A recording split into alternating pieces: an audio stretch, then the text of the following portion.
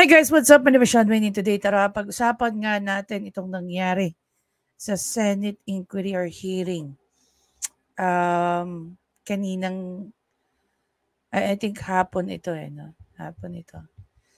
So, andyan nga yung mga senador na kung di man merong legal background, mga abogado.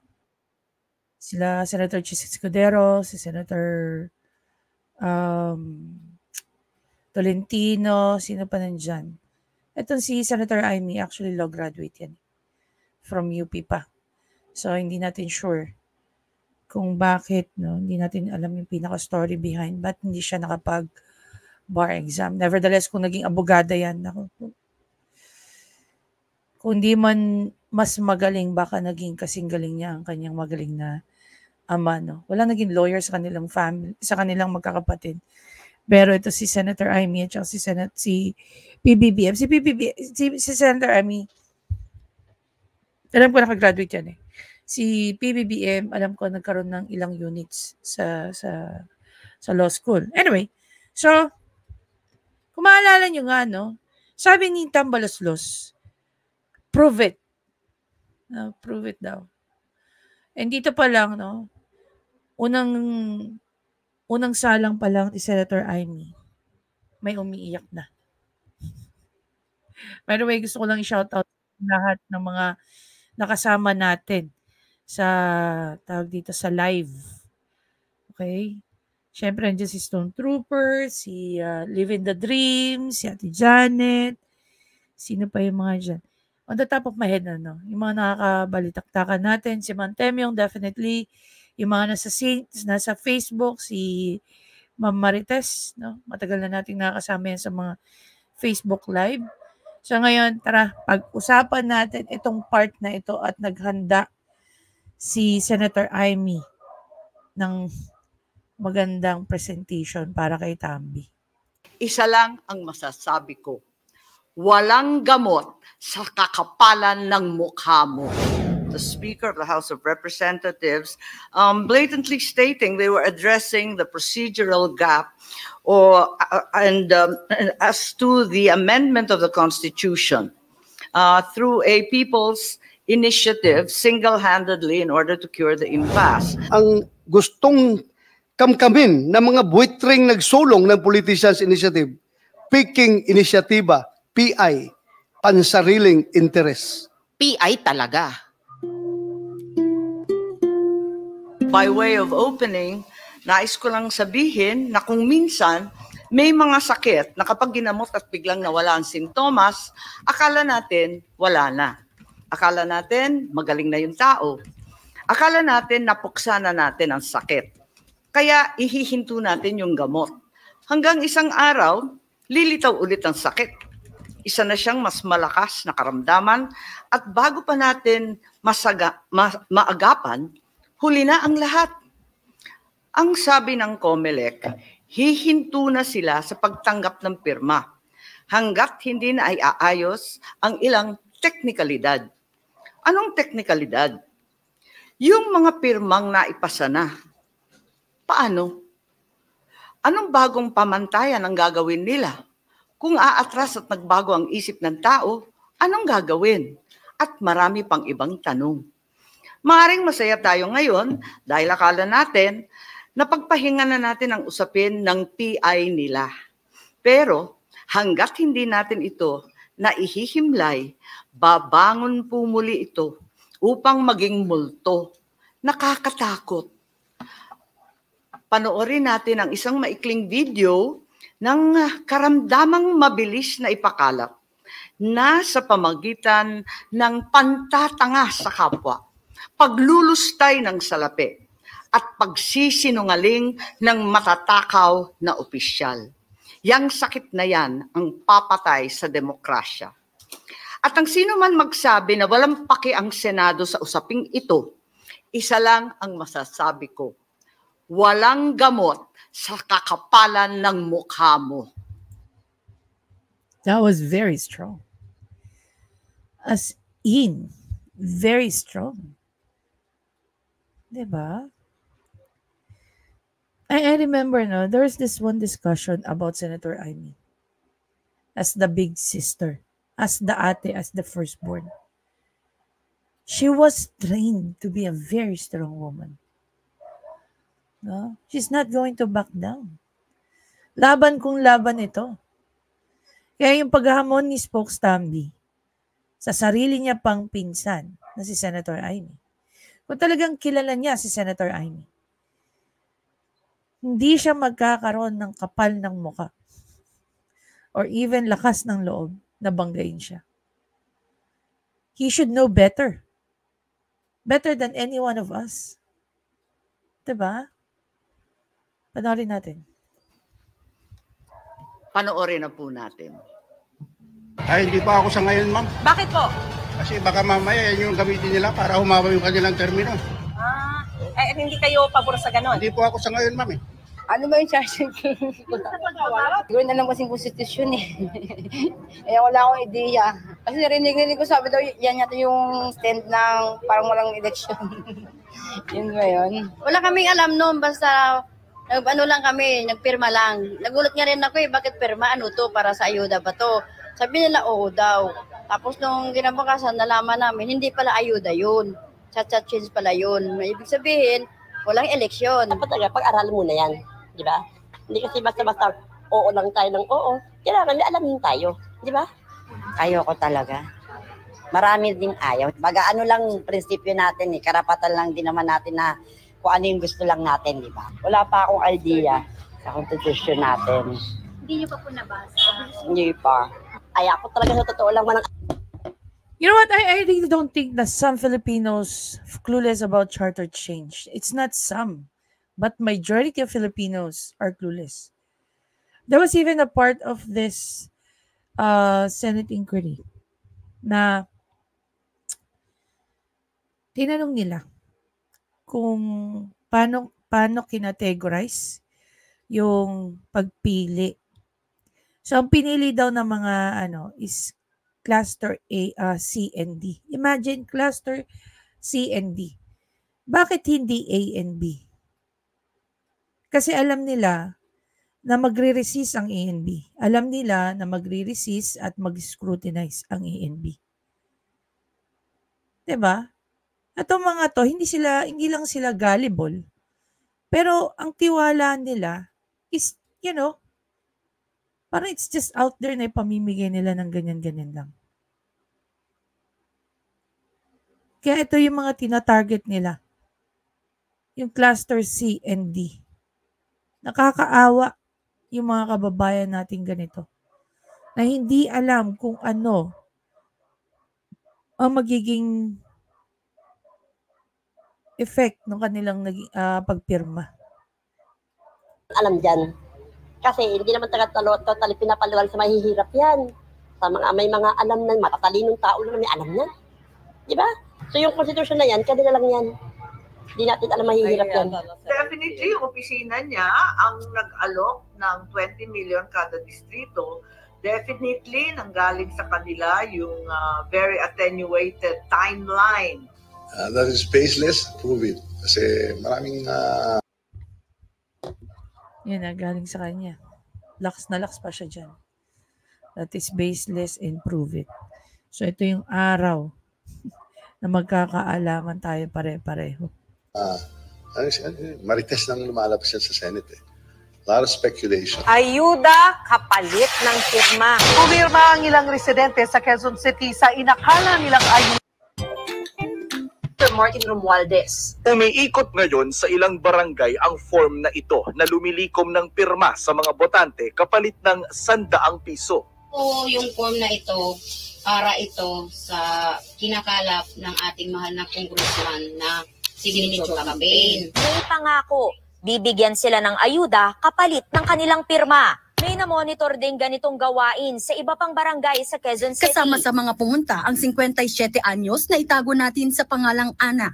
Pinapirma sila sa isang papel. Tinanong ko kung ano yun.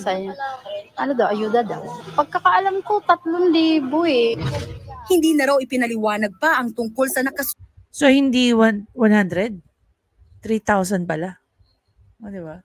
nakasulat doon. Kahit pa tinawag na mismo Tapos yan, Attorney Anthony A. Abad et al. ng Pangulo na mapanghati ang pangangalap ng pirma para sa Chacha, tuloy pa rin ang pagkalat ng petisyon sa ilang lugar sa probinsya. Sa Angono, Rizal, ipinakita sa akin ng isang barangay captain ang natanggap niyang kopya ng petisyon na galing daw sa lokal na pamahalaan. Kalakip nito ang dokumentong nagpapaliwanag sa hinihinging amendment. Naobserbahan ang pangangalap ng pirma sa mga residente mula sa Barangay Tinyahan sa District 4 ng Quezon City. That's what I'm saying. I offered the word July. I did not refer to somebody's documents. But why do I have to confirm something that I already know? Ang nag-utos si House Speaker Martin Romualdez. Sana, yung mga kaibigan natin sa Senado, ibig na kung anong pinag-uusapan, so PI, keso RBs, tapusin na lang yung trabaho nila. Tutukan na lang yung trabaho nila. Ayaw porket tapos na yung trabaho natin eh. Huwag mo na yung may didistract dito sa PI. Wala kayong pakialam sa PI. Wala kayong pakialam sa PI. Wala kayong pakialam sa PI. Kayo raw po yung nag-offer ng 20 million per district in exchange for the signatures. That's baseless. Siguro, sabi mo na lang siya.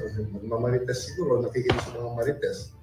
I'd like her to prove it and she has the proper means and ways she can go to whatever court or agency to formulate. Is charter change a priority of the Speaker?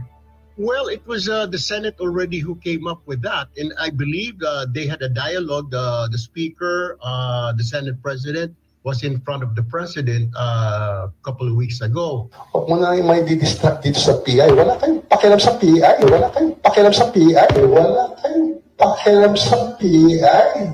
Well, it was the Senate already who came up with that. As you know, 3 modes to amend the Constitution, but we have had problems in addressing it. We are thinking right now of addressing the procedural gap or question as to how we amend the Constitution. And that's either we vote jointly or separately. We'd like to have that resolved by and through a people's initiative. And that's either we vote jointly or separately. We'd like to have that resolved by and through a people's initiative. Nang makapanayam si Speaker Romualdez, itinanggi niyang iniutos niya ang pagsasagawa ng People's Initiative. And that's either we vote jointly or separately. We'd like to have that resolved by and through a people's initiative. And through a people's initiative. And through a people's initiative. It's Senator Bato talking. I don't know where he's talking about. He has not mentioned any congressman, so that I don't respond to. No. So you didn't give any orders po?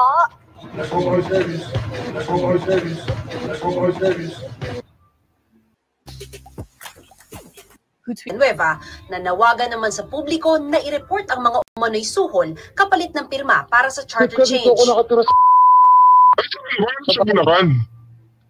Wala na sa Bulacan, ano ka ba? Hindi nakapirma ka na nung People Initiative. Tagal ko na rito, ilang taon na ako dito, ano ka ba? Bumulakala ako naman, nagdoon ka pa. Pero sa Bulacan, wala sa inyong pinapirma, dyan na lang sa Manila na council.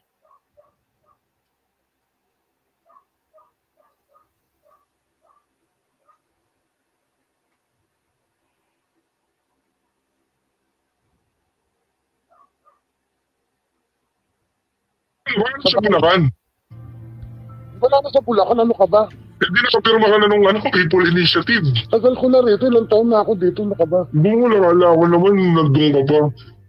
Pero sa Bulacan, wala sa inyong pinapirma, dyan na lang sa Manila na council na nagpapirma.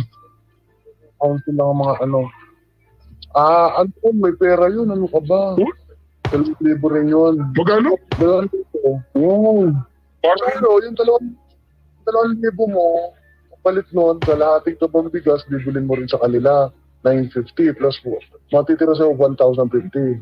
Yan. Walang kahirap-hirap. Pero make sure lang talaga, pipirma ka dun sa gusto nila. Oo, so ganun lang. Tanginan, pwede naman nilang bigay yung 2,000 tsaka yung bigas. Pwede. Alam mo naman ng gobyerno, ang mga kagaya niya, ang congressman galing yon kay Abante. Boom. Nako po, abante. Nako po. Tapos, anong... wala namang sinabi. Basta sabi, ayun lang, mag-aantay daw. Tapos, anong kapalit meron? Ayun, sabi, ayuda. Kasi nung huli, merong pabigas, may grocery. May cash. Wala namang nabanggit kung may mga cash na ganyan. Ang sabi lang, ayuda. Ayun, ganun lang. Umiyan ba ako, pero hindi naman nila pinawalan kung ano yung ibig sabihin ng... Ano may pinirma? Hindi mo alam kung ano yung Hindi ko alam talaga. No. Saan yun? Sa charger change? Hindi ko alam. Ba't ano ba ang sabi sa'yo? Yan sabi sa akin, pirma ka lang dito. May matatanggap ka ng ayuda na 2,000.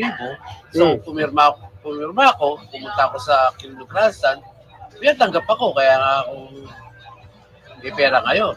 Okay. So, ganun ang Quirino Grandstand. Ano ba nangyari sa Quirino Grandstand? Hindi ba yung kick-off rally yan? Offer nila. Ito ho, yung People's Initiative form na natanggap namin upang ipapirma sa mga tao dito sa Tuguegarao City, Cagayan Valley. Ang tita ko ho ay nakatanggap ng mga form na ito at inutusan na ipapirma dito sa amin. May mga natira pa hong 7 dito na form dahil yung iba po ay naipasa na po sa opisina na pinagtatabahuan po ng tita ko.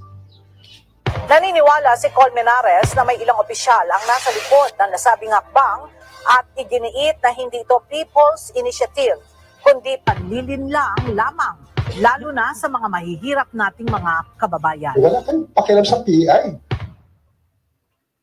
Okay, maraming salamat at sana naliwanagan tayo sa panlilinlang at kasinungalingan. Subalit sa pagkakataon na ito, nais kong anyayahan, magbigay ng pambugan na pananalita ang aking mga kasamahan sa Senado, ang senadora natin. Okay, so basically dyan sa part na yan, some other videos natin pag-uusapan. Kayo muna tatanungin ko, what do you think and how do you feel after watching that video na ginawa ni Senator Amy Marcos? Actually, almost right after that, umiiyak na si Tambi. Tingnan niyo isang video dito ni Senator Amy. Nung inugali ko, yung ugali niya, sigurado kayo wala nakakatawa. Ceasefire daw. Wala daw bastusan. Siya naman na nagsabi, walang pake ang Senado. Ayan. Siya nag-umpisa, nung inugali ko, yung ugali niya, umiiyak siya. Yun lang. O, diba? So, ito yung sinasabi kong text na. Sabi nung tawag dito. Sabi ng mga nag-comment. Sabi dito ni Stoneheart. Yan. Palakihin natin guys para makita niyo yung comment niya. Grabe pinagdadaanan ni Senator Amy ngayon dahil kay Tambaloslos. Nakakawatak-watak na Uniteam pero pinababayaan ni PBBM. Another problem no na nagiging natin is ang binoto natin dito si PBBM at saka si Inday Sara. Si VP Sara. So, nung naipanalo si PBBM, pumapel na ngayon ang mga kamag-anak ni PBBM kung walang iba kundi si Romualdez. Diba? Nandahil nga dito kay PBB ay kay Romualdez, nagkakandaletse-letse ang Uniteam. Inaatake na kami ng mga loyalista ko at saka BBM supporter. Pare-pareho lang nating sinuportahan si PBBM. Isa nga sa pinagmamalaki ko noong panahon ng eleksyon. Mas mabuti pang mga supporter ang mga BBM supporter compared sa mga kakamping. Yun yung one of the major consideration ko why I supported BBM, because of his supporters. Pero sa ginagawa ngayon ng ibang mga supporters ni BBM, mga di umano'y loyalista, no, yung mga new loyalista, ako malaki ang pagrespeto ko sa mga old loyalista. Dahil sila naman talaga ang matagal nang lumaban. Sila talaga yung matagal nang tumayo para sa mga Marcos. Pero sa panahon na to, yung may mga ganyang artihan ng mga BBM supporter, kung ano ang atake nyo sa akin, yan din ang magiging atake ko kay PBBM. The same way na ginawa ko ng panahon ng eleksyon with Mama Lenny. Kung gusto niyo ng diskurso, I'm very open to that. Pero kung mag-a-ad hominem kayo, magpe-personal attack kayo, umasa kayo na ibibuelta ko yan kay PBBM. Hindi naman ako maasa na magiging magkakapareho tayo ng opinion. Definitely magkakaiba tayo. Pero we can have a healthy, we can have a healthy discourse. We can have a healthy argument. Hindi natin kailangan umano sa mga ad hominem. I'm not going to, entertain those shit. Pero pag ako napuno nyo, kung ano binato nyo sa aking tae, siguraduhin ko sa inyo, balik ko rin sa inyo tae. Isusubo ko pa yan sa mga pagmumukha ninyo. Diba? Imbes na pag-usapan nating maayos, yung mga nangyayari ngayon, ang mga atake nyo, wala sa mga hulog. Diba? Ganyan na ganyan ang ugali ng mga kakamping. Naging toxic to sila to the point na ultimo kapwa nila kakamping, sinusuka sila. Dahil rin sa mga supporters ng politiko, kaya bumabagsak ang mga politiko. So, kung i-continue yan yung pinagagawa ninyo, then go ahead, good luck sa inyo.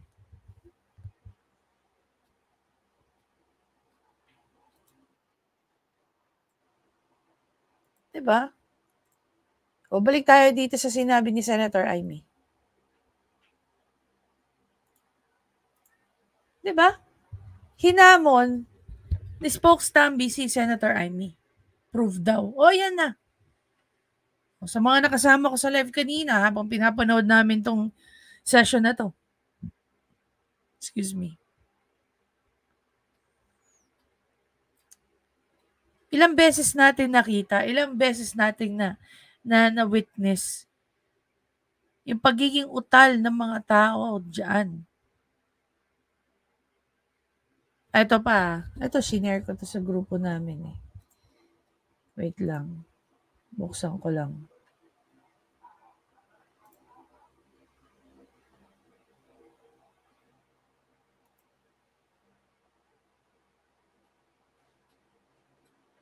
Meron akong shinare kanina eh.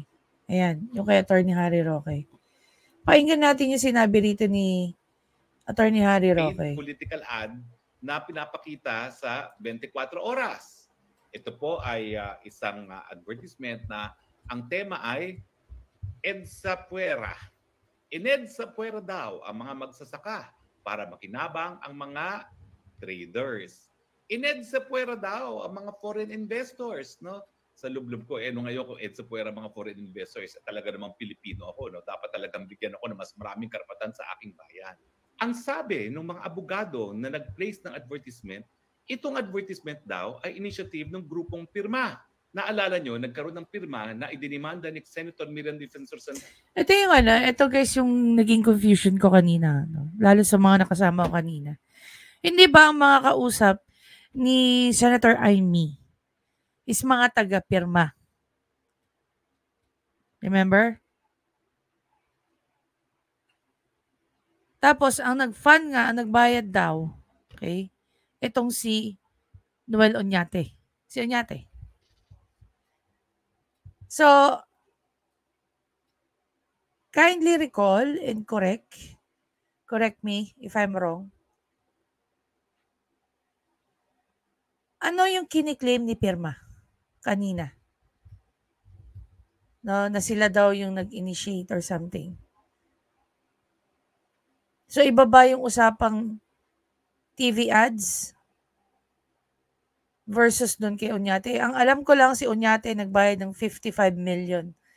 Imagine guys just for that.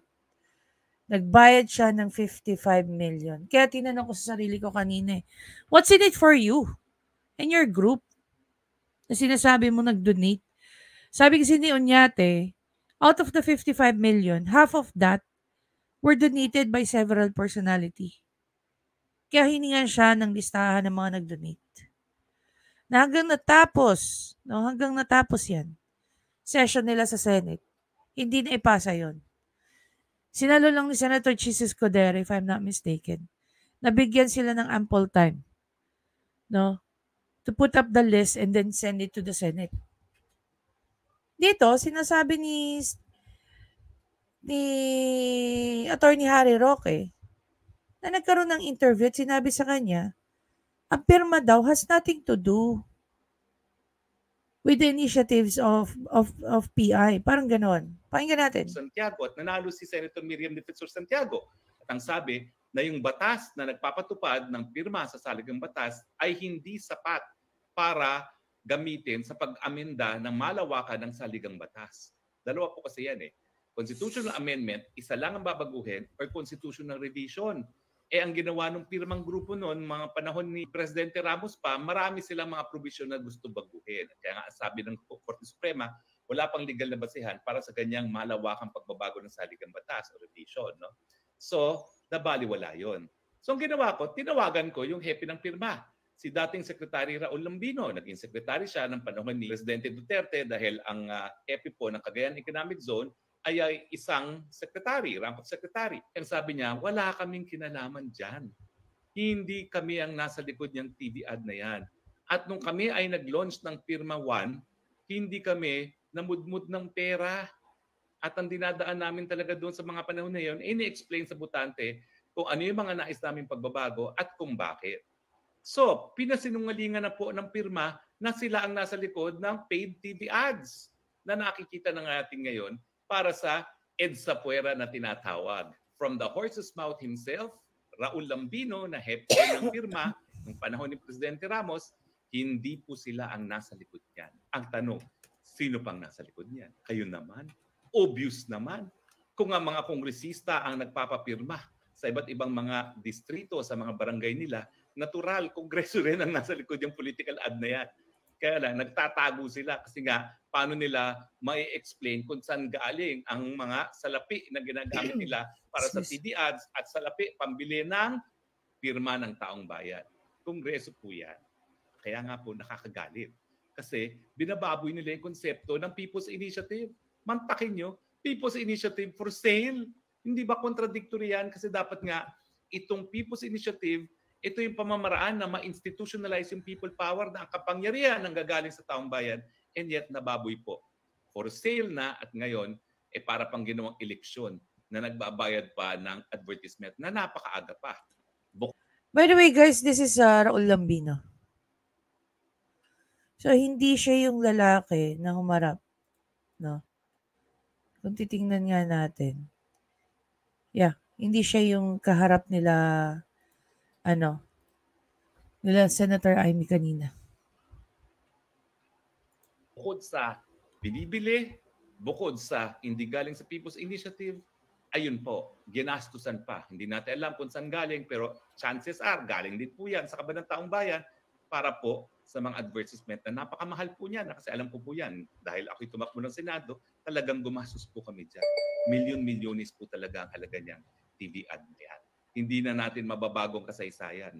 Nangyari pong EDSA. Pati po si dating Pangulong Duterte at ang kanyang pamilya ay sumuporta po sa EDSA. Dahil alam naman natin talaga na hindi na nakontrol ni Marcos Sr. ang militar ng mga panahon na yon. At talagang ang nangyari dyan ay kudeta. Dahil kudeta na sinuportahan ng taong bayan. Kaya nga nagkaroon ng people power. Dahil kung hindi naman pinaligiran ng taong bayan ang mga kasundaluhan sa EDSA, edi binomba na sila ni Fabian-Ber. Pero wag na po natin baguhin ng kasaysayan, ha? Talaga naman pong suportado ng taong bayan nung nangyari at ang paniwala ko nga, kaya nga po itong si PBBM ay humingi muli ng mandato, para nga malinis ang pangalan ng kanyang pamilya at sana nga magawa niya yan. Pero hindi niya magagawa yan sa mga nangyayari ngayon. Exactly. Exactly. Tangan, tapat na panunungkulan at kinakailangan, ang addressin natin yung problema ng taong bayan, hindi charter change. Kaya ngayon, ang mungkahi ko sa aking kinampanya para maging presidente ng PBBM, please lang, please rein in your cousin. Tigil na yan pagiging gahaman sa kapangyarihan niya. Rein in your cousin. Kung hindi mananalo as presidente, okay lang po yan. Manatili bilang congressman. O di naman kaya lumaban sa public opinion. You know what? Here's the plot twist niyan. Ito yung naiisip ko rin dyan. What if itong si Tambi ay isa lang utosan din? So, sino ang master ng lahat ng pangyayaring ito? Diba? Sino sa tingin nyo ang master sa lahat ng pangyayaring ito?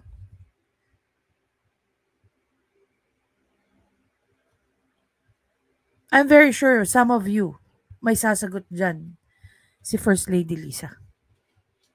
Diba? Mamaya pag-uusapan natin yung pinakita niyang pag-uugali niya before siya umalis papuntang Vietnam. Diba? Ngayon, ito ngayon yung mga tanong natin. Halimbawa na lang napatunayan na may kinalaman nga talaga dyan. Solidify na isa sa mga taong involved dyan ay si Spokes Tambaluslos. Anong gagawin ni Senator Amy? Is she willing? Okay? Is she willing na ipakulong si Spokes Tambi? What if mag-intervene? No? Si dating First Lady Imelda. What if mag-intervene si PBBM? Ano mangyayari? Alam mo, parang lumalabas tuloy dito, mag-isang lumalaban si Senator Amy Marcos para sa pangalan ng pamilya nila. Para sa taong bayan. Merong dark history ang mga Marcoses na gusto nilang malinawan ang taong bayan. Nung nangyari po ang martial law, I was not even born yet. Pero buhay na ako nung umalis sila sa Malacanang.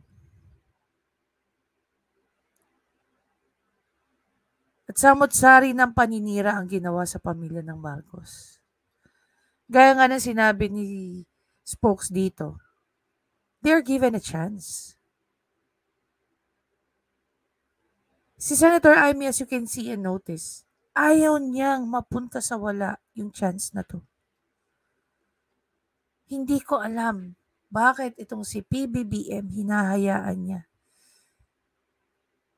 Yung mga ganitong senaryo, pangyayari sa sarili niyang administrasyon. Diba? What if naman involved din talaga rito si PBBM based doon sa mga sa kumakalat na text down ni Senator Amy? Gusto niyo bang makita yun? Basahin natin, ha? Paano ko ba mapalaki ito? Yan. Mas lalo natin palakihin para mas lalo niyo ma-appreciate. Okay, sabi rito, in a small GC, Amy Marcos posted this January 27, then deleted immediately. Ano sasabihin sa prayer rally? Traumatic yung meeting kay PBBM. Kanina, kunwari, wala siyang alam. Yung pala, todo-todo niyang sinusuportahan ang PI para magkaroon ng 2x 5 years terms at siya at iba pa. Yung issue ng pagbabaliwala sa Senado ay baliwala rin sa kanya. Wala siyang pakialam sa batas at payag pala siya kina Martin at sa PI na magpapanatili sa kanya sa posisyon ng 10 taon at mahigit pa. Kakahiya kung ano ang batiko sa ama ko, mas malala pa ang gagawin niya. Traidor sa konstitusyon, traidor sa bayan, traidor sa aming pamilya. Hindi ko na siya kilala. Higit hindi ko maaring, higit hindi siya maaring anak ng ama ko. Diba? Kaya some people were asking. Oh, sabi ni Reginald dito, edited. Oh. Sabi ng Thunder 5, drama-rama sa hapon. Sabi nung Kokoy, paano naman yung sabi 2x 5 years terms?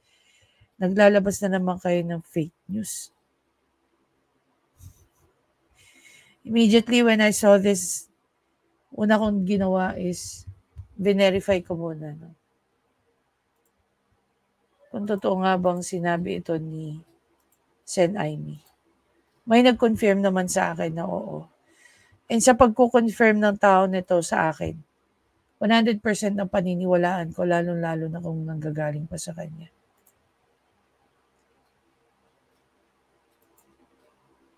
Dito hindi mo alam kung saan ka matatawa eh. Yung paghamon kay Senator Aimee o yung pag-iyak ni Tambi. Yung inaabangan ko dito, siguro yung mangyayari. From session kay Senator Aimee, wag na tayo magulat kung magkaroon ng session ang Blue Ribbon Committee. Mas panatag ako doon. 'Di ba? Bakit? Si Senator Pia na ang bagong chair ng Senate Blue Ribbon Committee. At itong taong to, wala itong palalagpasin. Kung ngayon pa lang umiiyak na si Tambi, baka hindi lang si Tambi ang umiiyak pag ito ay napunta sa Blue Ribbon Committee. That if may mapatunayan na may anomalya dito sa PI na to. Siyempre, papanoorin natin, naabangan natin yung mga, sabihin na lang natin, updates. Kasi ang susunod daw na hearing or session will be next month pa. So, we don't know. Sabagay, ilang araw na lang, next month na eh. Diba? We don't know exactly kung